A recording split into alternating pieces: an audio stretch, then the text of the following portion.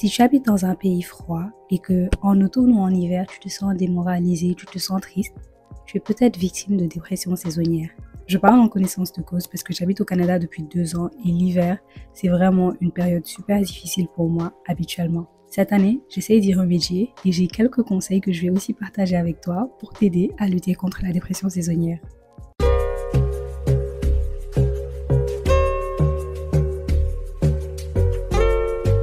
Coucou tout le monde, j'espère que vous allez bien et bienvenue sur ma chaîne. Moi c'est Maggie, si vous êtes nouveau n'hésitez pas à vous abonner et à activer la cloche, ça me ferait plaisir. Aujourd'hui on se retrouve pour une vidéo de chit-chat et c'est une vidéo qui je pense va vous faire vraiment beaucoup de bien parce que je galère pendant l'hiver ici et je pense que je suis pas la seule dans cette situation. Et vous me connaissez en fait, quand j'ai des bons plans, des tips qui peuvent vous aider, je partage ça avec vous.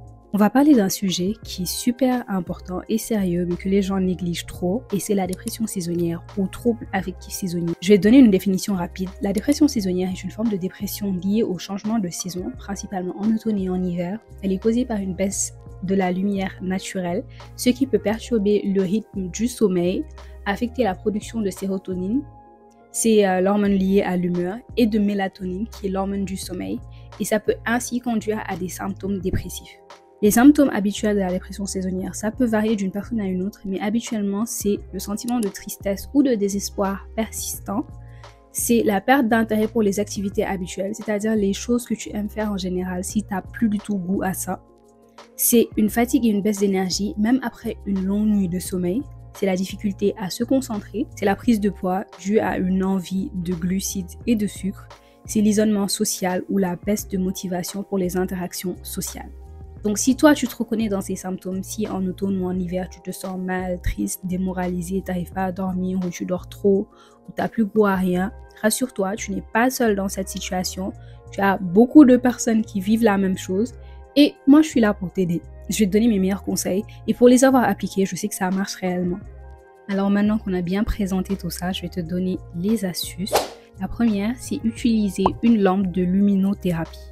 Ça, je ne l'ai pas encore fait, honnêtement, mais j'ai vu plein de gens la recommander quand je faisais mes recherches. Vous savez que moi, quand je viens vous parler ici, c'est parce que j'ai fait mes recherches au préalable. Je ne viens pas vous dire n'importe quoi, en fait. Donc, utiliser une lampe de luminothérapie, ils disent que c'est l'un des traitements les plus efficaces parce que vous savez déjà que pendant l'hiver, on voit beaucoup moins le soleil. Les journées sont beaucoup plus courtes, le soleil se couche tôt et même des fois, on ne voit pas du tout le soleil parce qu'il pleut tout le temps ou il neige. Donc, le fait d'utiliser une lampe de luminothérapie, ça te permettra de ressentir les effets du soleil même s'il n'y a pas de soleil. Alors ce qu'on recommande, c'est d'utiliser cette lampe et de t'exposer à cette lumière pendant 20 à 30 minutes tous les jours, de préférence le matin quand je viens de te réveiller. Donc je vais commander ça, je vais tester et je vais vous revenir après sans doute dans mes weekly vlogs pour vous dire si ça marche vraiment pour moi ou pas. Ensuite, le deuxième conseil, c'est de passer du temps à l'extérieur tous les jours. Et je sais que ça, c'est pas facile parce que quand c'est l'hiver, il fait froid, surtout ici au Canada. T'as pas forcément envie de sortir de ta chambre ou ton appartement bien chauffé, mais ça te fera du bien de passer au moins 20 à 30 minutes à l'extérieur tous les jours. Déjà, tu verras la lumière naturelle et ça te fait juste du bien en fait d'être à l'extérieur, de sentir le vent sur ton visage même s'il fait froid et surtout de marcher un peu. Une simple marche de 10 minutes, ça te fera un bien fou. Un autre conseil que j'ai pas aimé entendre du tout, mais qui a fait ses preuves, c'est de faire de l'exercice régulièrement. Et ça, c'est très très important. Le fait que tu restes tout le temps, que ce soit assise au travail ou assise chez toi à ne rien faire, ça va pas du tout te faire du bien. Et lorsque tu seras habitué à incorporer de l'exercice à ta routine du jour, tu te sentiras beaucoup mieux. Personnellement, vous savez que je vais à la salle de temps en temps. C'est assez compliqué pour moi ces temps-ci de reprendre ma routine régulière, c'est-à-dire d'aller à la salle tous les jours. Mais à chaque fois que j'y vais, j'ose pas l'avouer, j'ai pas envie de l'avouer. Mais je me sens beaucoup mieux. Et t'es pas obligé d'aller à la salle. Si t'as pas les moyens ou t'as pas de salle accessible à côté de chez toi, tu peux juste faire des étirements chez toi. Allume YouTube, recherche vidéo étirements pour tout le corps ou étirements pour mal de dos, étirements pour mal aux articulations, whatever. Tu trouveras des vidéos qui te donneront des étirements que tu vas faire et qui vont te faire du bien de fou. Ce que j'aime aussi faire, c'est faire du yoga chez moi. J'ai acheté un tapis de yoga sur Amazon, tranquille. Et des fois, je mets mes vidéos YouTube sur la télé. Tu peux mettre ça sur ton ordinateur ou sur ton téléphone et juste refaire les mêmes exercices que tu vois la personne faire. Et je te jure que le yoga, c'est vraiment sous-coté. Les gens négligent trop ça alors que ça fait un bien fou. Si tu peux pas aller à la salle ou faire des étirements ou faire du yoga, fais juste un peu de marche. Sors de chez toi, marche un peu, 10 minutes, aller-retour. Et je te jure que tu verras une très très grande différence. Prochain conseil, c'est de maintenir une alimentation équilibrée. On se rend pas compte, mais on mange vraiment n'importe quoi. Et moi, la première, dans les symptômes courants de la dépression saisonnière, j'ai vu l'envie de glucides et de sucre. Et ça, c'est le pire truc qui pourrait arriver parce que le sucre, c'est vraiment pas bon pour la santé du tout. Personnellement, quand j'ai des envies de sucre, ce que je fais, c'est que j'achète beaucoup de fruits. Je fais des salades de fruits. J'en ai fait avant-hier. Et c'est ça que je prends quand j'ai envie de quelque chose de sucré. Ça me permet de lutter contre cette envie de sucré-là sans pour autant manger des biscuits ou des bonbons, ce genre de choses qui sont pas bons pour la santé. Donc, essaye d'incorporer des fruits dans ta routine, des yaourts, des aliments complets et des protéines aussi. Ça te donnera encore plus d'énergie. Surtout les protéines. Et j'ai aussi lu qu'il faut privilégier les aliments riches en oméga 3 parce que c'est bénéfique pour la santé mentale. Essaye de privilégier des aliments riches en nutriments qui vont t'apporter quelque chose en fait. Et laisse les bonbons et les biscuits et les McDo. Ensuite, un autre conseil, toujours un peu dans cette optique-là, c'est de prendre des suppléments et surtout des suppléments riches en vitamine D. Personnellement, c'est quelque chose que je fais tous les jours. Je prends de la vitamine D.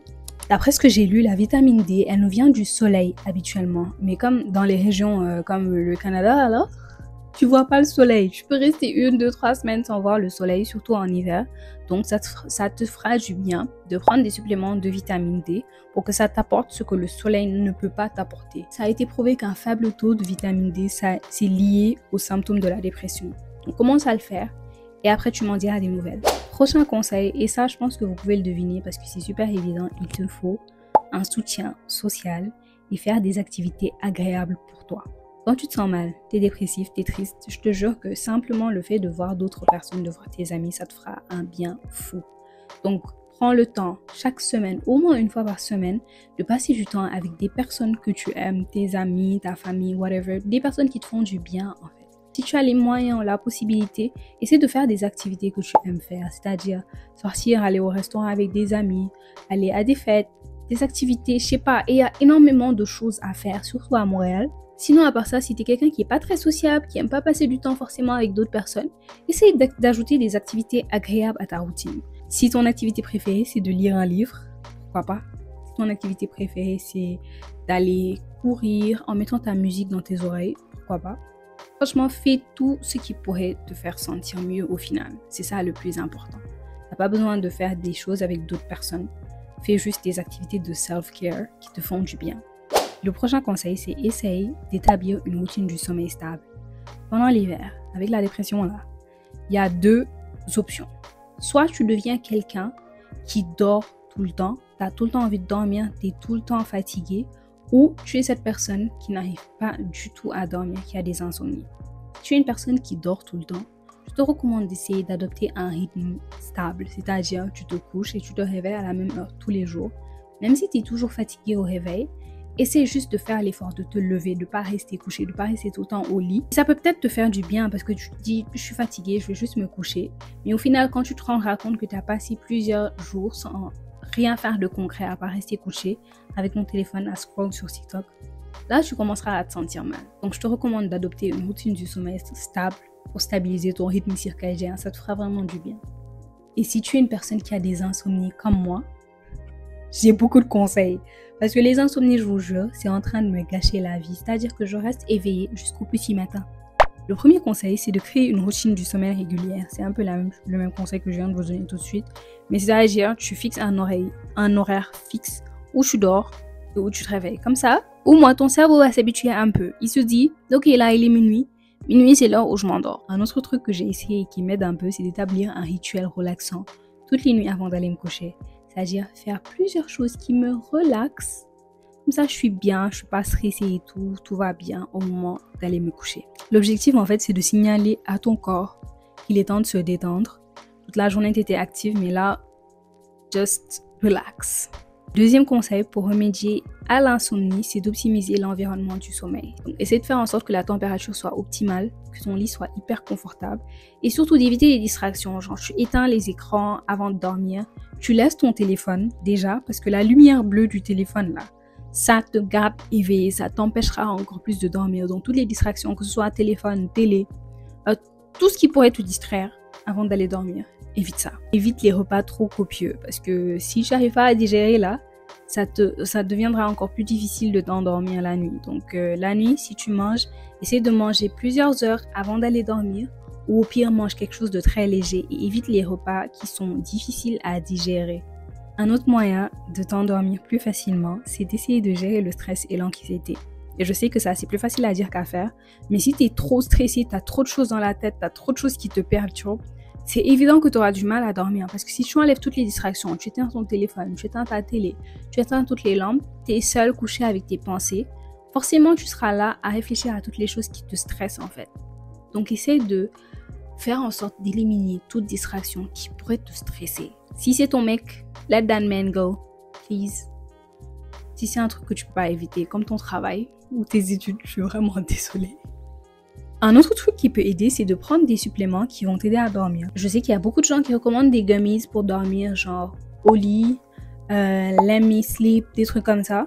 La mélatonine, c'est super facile de s'en procurer. Tu peux même avoir ça sur Amazon, les gummies de mélatonine. Ou parfois, je pense qu'il y a des pilules, je sais pas trop. Moi, j'ai seulement vu les gummies. Sinon, le magnésium aussi. Ça, c'est quelque chose qui m'a été prescrit par un médecin, bon, il y a quelques années. Mais ça m'a vraiment fait du bien. D'après ce que j'ai lu, c'est un minéral qui aide à la relaxation musculaire et nerveuse. Et certaines personnes trouvent que cela améliore leur sommeil. Il est possible de prendre un supplément de magnésium, mais cela devrait être discuté avec un professionnel de santé. Donc voilà, c'est ce qui est dit sur Google. Ensuite, tu peux aussi essayer des herbes relaxantes, comme la camomille. Moi, c'est quelque chose que je prends. La camomille, j'ai du thé que j'achète au supermarché à la camomille. Et franchement, c'est vraiment super bien. Quand je prends ça avant de dormir, là, je suis toute relaxée.